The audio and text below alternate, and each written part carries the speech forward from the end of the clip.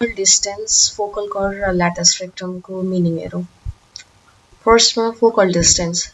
The distance of any point on the parabola from the focus is called focal distance. हाम्रो figure मा S भनेको focus,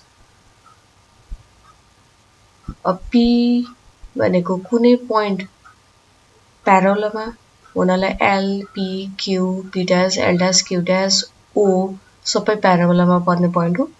focus देखि parabola सम्म पर्ने जुन पोइन्ट हुन्छ त्यो सम्मको डिस्टेन्स ला भनिन्छ फोकल डिस्टेन्स. त्यसै हाम्रो फिगरमा इन फिगर एउटा मात्र लेख्दिछु. SP is the focal distance.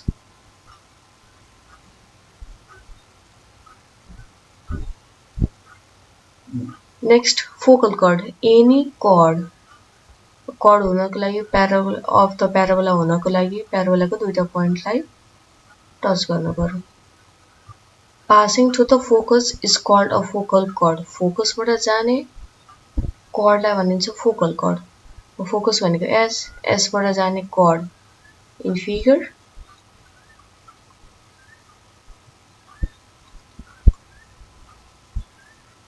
P dash is the focal chord.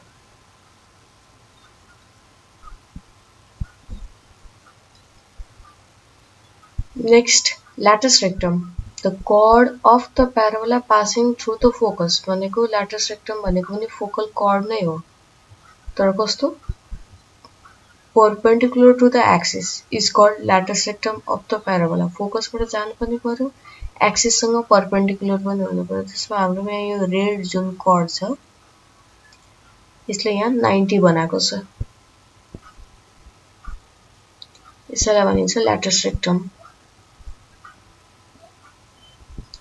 In figure L dash is the latus rectum. Latus rectum भनेको ल्याटिन वर्ड हो. Latus भन्नाले साइड भनेर बुझिन्छ भने rectum भन्नाले स्ट्रेट भन्ने बुझिन्छ. तर ल्याटिन वर्ड latus rectum यहाँ त्यो focal chord perpendicular to axis लाई भनिन्छ. नेक्स्ट अझै एउटा पनि हेरौं. Double ordinate. What is double ordinate?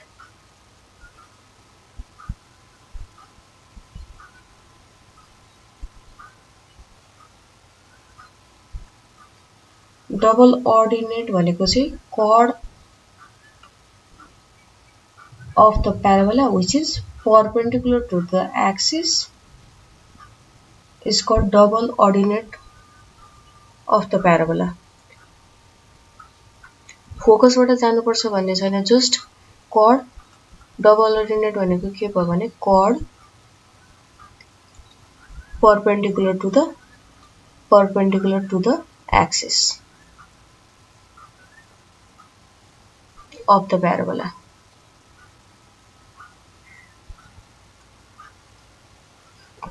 अब हाम्रो फिगरमा chord perpendicular to the axis of the parabola भनेको कुन छ त?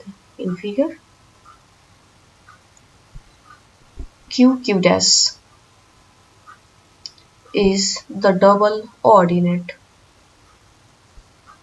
Axis भन्दा माथिको लेन्थ र axis भन्दा तलको यो लेन्थ दुईटै इक्वल हुन्छ. नेक्स्ट मा latus rectum को लेन्थ कति हुन्छ त्यो हेरौं.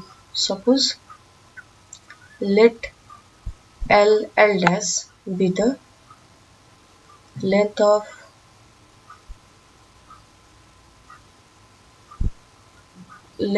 of latus rectum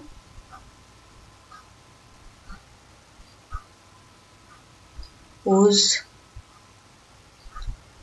in points are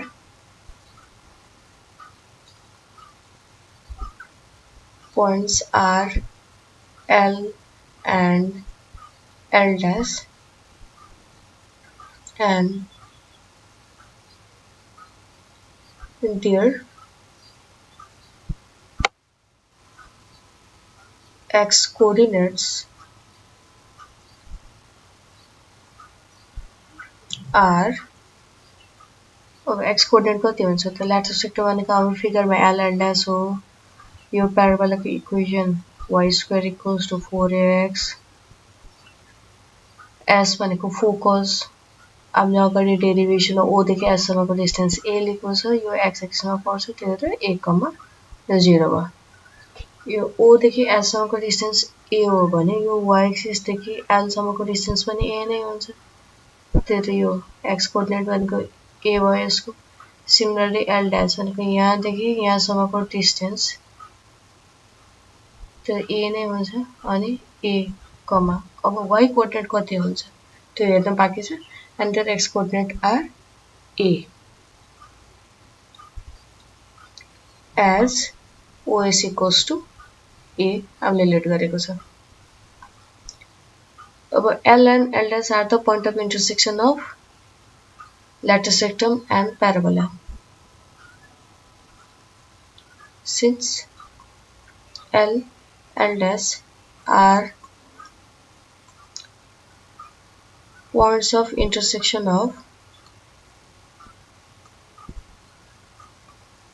of parabola and latus rectum. So L dash को coordinate ले त parabola की equation लाई satisfy गर्नुपर्छ. So y square equals to 4ax भनेको x coordinate of L or L dash कति छ a नै छ or y square equals to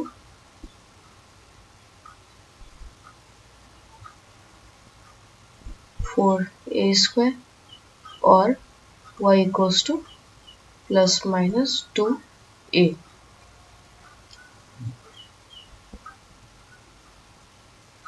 भनेको y को दुईटा भ्यालु आयो एउटा y equals to 2 आयो अर्को y equals to minus 2a आयो अब above the origin भयो L त्यही भएर यसको y coordinate a, 2a a त पोजिटिभ छ similarly below the origin भएको भएर L dash को coordinate a, minus 2a therefore the ends of L and L dash are a, 2a and a, minus 2a respectively.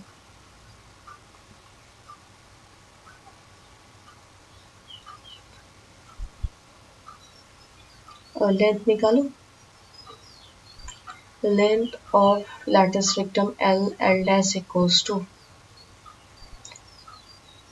L dash equals to कति भयो त SL plus SL dash त्यो दुईटालाई add गर्यो भने L dash आउँछ SL भनेको फिगरबाट y coordinate of L 2a हुन्छ coordinate भन्दा पनि डिस्टेन्स भनौं S देखि L dash सम्मको डिस्टेन्स 2a हो कोअर्डिनेट चाहिँ minus 2a हो तर डिस्टेन्स चाहिँ नेगेटिभ हुँदैन plus equals to 4a This is the length of latus rectum भनेको 4 times the distance between vertex and the focus.